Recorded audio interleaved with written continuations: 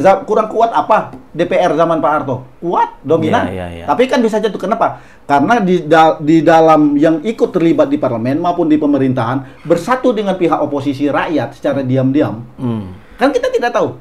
Sekarang demo kan bisa digerakkan. Ya kan? Nah, siapa yang menggerakkan demo-demo itu? Kan kita tidak tahu.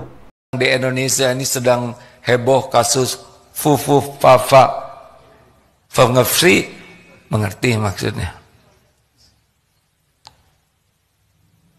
Capek sekali tuh yang punya akun fufu fafa itu berusaha menutupi mati-matian akun fufu faka afun lagi afun kuku papa ini. Allah yang tahu, Allah yang berkehendak membuka apapun. Tapi jadi pelajaran besar bagi kita. Tidak ada yang tersembunyi bagi Allah, dan jika Allah mau membuka, pasti dibuka. Saya tidak tahu siapa penulisnya, ya, dan bukan urusan saya untuk menyelidiki, tetapi urusannya adalah mengambil hikmahnya. Tidak bisa bohong. Dan betapa lelahnya pemilik akun ini takut terbongkar. Betul tidak? Ini pelajaran berharga. Jangan bohong. Ya. Ini menarik nih ketika Pak Ustadz sudah bilang tadi ada negara di belakang Jokowi. Karena kita tahu kan tempo hari sebelum keputusan MK tentang gugatan dari 01 dan 03, Prabowo datang ke sana dan konon katanya mendapat restu, akhirnya MK mengabulkan kemenangan untuk 02. Artinya Prabowo juga sudah terkunci oleh negara itu gitu. Belum tentu. Kalau tanggal 20 Oktober dia kuat, makanya dia Prabowo tanpa oposisi itu, dia bisa melawan. Tapi begini Pak Ustadz, oke. Kalau dia gini Kang, kalau dia benar-benar sekarang menunjukkan perlawanan, nggak jadi itu dilantik tanggal 20 Oktober. Kemarin kan kita dengar Kang Saiful bulan apa? Tanggal berapa yang katanya pasukan berani mati Jokowi akan nyerbu Jakarta? Ternyata tidak terbukti kan? 22 kemarin, 22 September. September ya? 20 September kali ya? Iya, segituan. Ya 20 September ya. Itu tidak terbukti kan? Tidak ada. Karena itu untuk memancing, untuk menciptakan kerusuhan. Ujung-ujungnya membatalkan pelantikan presiden. Suasana genting. Jokowi mengeluarkan dekret perpanjangan masa jabatan presiden. Iya. Kan yang ditakutkan Prabowo hari ini adalah menuju tanggal 20-nya itu tidak jadi beliau dilantik. Kita tunggu saja, makanya kita sekarang beri kesempatan Prabowo dilantik untuk melihat Prabowo nanti pro rakyat dan tidaknya. Kita masih menaruh harapan, lihatlah komposisi kabinet nanti. Dan lihat juga posisi Jokowi pasca 20 Oktober. Ya. Jadi saya ingin mencoba sedikit memilah Pak Ustadz ya, antara yang pro rakyat itu kan bisa dilakukan dengan tangan besinya Prabowo. Betul. Meskipun tanpa oposisi dia bisa pro rakyat karena dia sudah menyatakan ingin mewakafkan dirinya gitu. Ya. Apalagi yang buat seusia beliau kan kalau nggak salah beliau pernah menyampaikan kurang lebih begitu. Tapi di sisi lain saya masih tetap menganggap ini adalah matinya demokrasi. Ini pro rakyat tapi demokrasi tidak ada karena tidak ada check and balance. Apa yang bisa kita harapkan dari anggota DPR ketika keputusan-keputusannya gimana ketum partai? Betul. Jadi saya melihatnya sisi negatifnya itu adalah misal digunakan untuk melanjutkan cara-cara otoriternya Jokowi. Undang-undang bisa dibuat dalam hitungan jam. Ya. Kan kemarin RUU Pilkada. Pagi, mana ada presiden yang menerapkan undang-undang? Kita zaman Pak Harto dulu undang-undang tuh diuji dulu di kampus-kampus, minta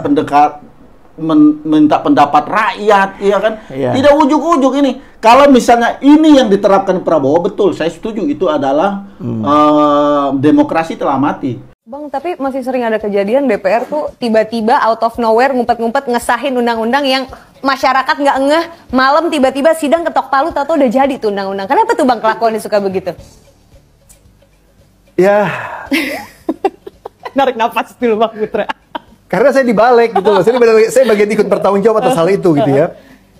Why? Ya memang beberapa kali ya, maksudnya nggak semua gitu ya. Ada oknum-oknum yang memang saya nggak usah sebutkan partainya semua segala macam. Ya oknum-oknum ya seringkali tunduk dan taat dan ingin mengikuti permintaan dari eksekutif, gitu loh. Atau sangat politis. Gitu. Iya, politis, eksekutif, gitu kan ya. Ada permintaan eksekutif, keinginan eksekutif untuk mengesahkan ini, membuat undang-undang ini dan lain sebagainya. Itu segera gercep gitu loh, ya kan? Sehingga apa? Keterlibatan masyarakat tidak ada. Partisipasi publik sangat minim sekali. Itu kan sangat disayangkan. Itu kan tidak boleh dalam pembuatan undang-undang. Partisipasi publik itu penting. Nah, ini yang menurut saya ajaib sekali. Yang tadi di wawancara di awal saya bilang ada keinginan dari kita untuk ke depan. Nanti kalau misalnya dipercaya lagi dibalik dan segala macam, proses-proses ini jangan dilompatin lah. Proses-proses ini jangan dinafikan. Ya. Tapi kalau Prabowo gunakan kekuatan di DPR yang mayoritas itu untuk kepentingan rakyat, seperti kata saya tadi, cabut undang-undang Omnibus Law, cabut undang-undang IKN, kembalikan Jakarta sebagai ibu kota negara, ya kan? Cabut undang-undang Minerba, ya kan? Terus lepaskan KPK benar-benar mandiri. Jangan ada cawe-cawe presiden lagi di KPK. Biarkan KPK menegakkan. Bila perlu berarti balik lagi ke sebelumnya, tidak di bawah presiden ya. Iya, bila perlu tangkap itu. Bahkan saya setuju walaupun ini perlu revisi undang-undang Polri. Oke. Saya tuh heran kenapa polisi sekarang berseragam seperti tentara. Itu satu. Yang kedua, kenapa polisi sekarang dipersenjatai dengan senjata laras panjang? Terus polisi itu kan tugasnya Kamtibmas, keamanan ketertiban masyarakat. Terus mau nembakkan siapa senjata laras panjang itu? Itu kan pertanyaan penting kan? Masa rakyat ya? Masa rakyat? Nggak mungkin. Itu kan TNI. Untuk pertahanan negara kan, yang megang senjata apabila terjadi, saya ingat betul nih, mata kuliah kewiraan ketika saya kuliah dulu, ancaman, tantangan, hambatan, dan gangguan, baik dari dalam maupun dari luar. TNI itu yang menghadapi dengan senjata laras panjang. Nah, kenapa sekarang polisi-polisi dibekali dengan senjata laras panjang? Ini kan jadi pertanyaan nih. Nah, ini Prabowo bukan karena dia basicnya militer. Ini benar-benar tuntutan rakyat. Kembalikan polisi ke posisi yang sebenarnya. Bahkan Prabowo harus berani, misalnya Polri, jangan lagi di bawah presiden. Harus berani. Jadi di mana? Bisa dibawa ke Mendagri, bisa juga dibawa ke Menhan. Ya kan kalau kita lihat di luar negeri begitu. Sekarang polisi, coba lihat pengamanan polisi. Rangkaian bupati dengan rangkaian Kapolres. Panjangan rangkaian siapa pengamanan dalam perjalanan? Kapolres. Kapolda dengan gubernur. Rangkaian pengamanannya itu berapa pasukan yang ikut rangkaian Kapolda dengan rangkaian gubernur? Gubernur nggak panjang tuh rangkaian. Ini menunjukkan ada apa kan gitu.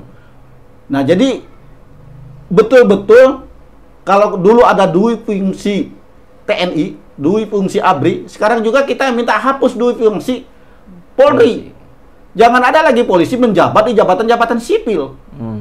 Walaupun dia sudah pensiun. Masih banyak itu jabatan karir bisa diisi. Nah, ini termasuk keberanian Prabowo. Kalau Prabowo berani melakukan itu, rakyat tanpa dukungan partai parlemen pun rakyat akan mendukung Prabowo.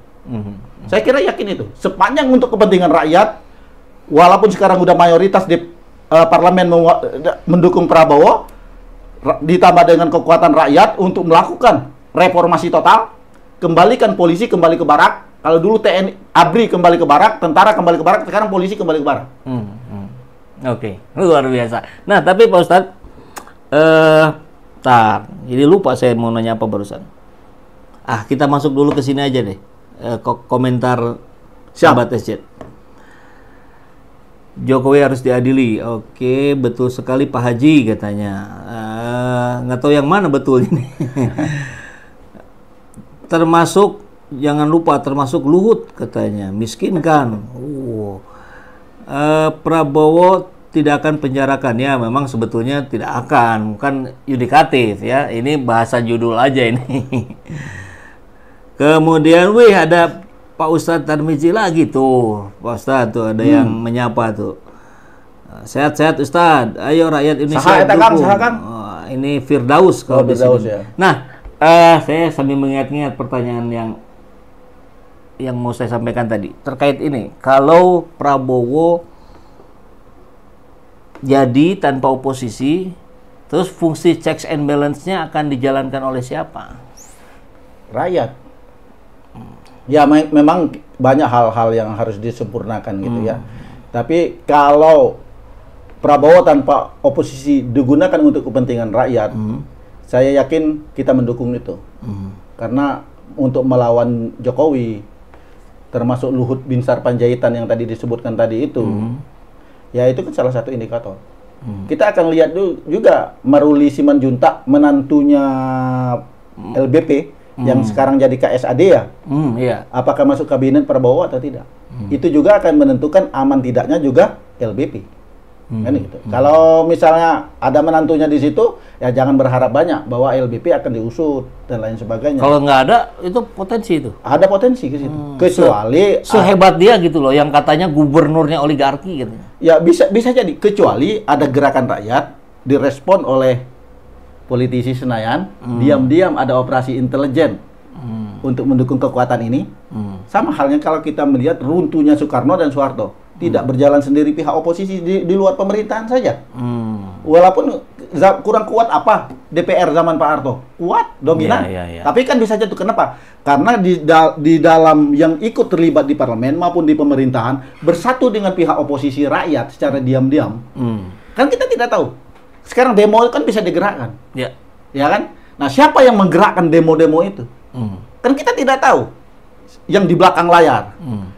Kayak kemarin tanggal 22 Agustus ya, yang waktu DPR dikepung, yang RUU Pilkada. Oh, mahasiswa ya? Mahasiswa. Iya. Itu kan kalau tidak ada mobilisasi semasa nggak mungkin datang sendiri, nggak mungkin. Tapi kan ada campur tangan, ada saling lirik dengan anggota parlemen dan saling lirik juga dengan yang ada di pemerintahan.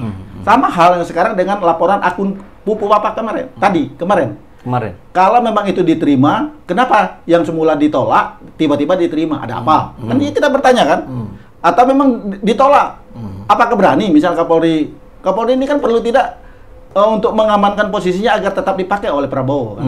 Nah, ini karena kabarnya akun Pupu Papa ini kan merasa sakit lah keluarga Prabowo itu ya, merasa tersakiti, terzolimi. Pasti itu ya kalau terzolimi. Itu luar biasa itu. Saya kira siapapun pasti sakit hati. Betul. Konon katanya keluarganya sakit hati, Gerindra juga sakit hati dan marah. Masa tidak ada tindakan sih? Betul. Nah, itu kita akan lihat kan kalau memang kemarin betul diterima laporan itu ke Barreskrim.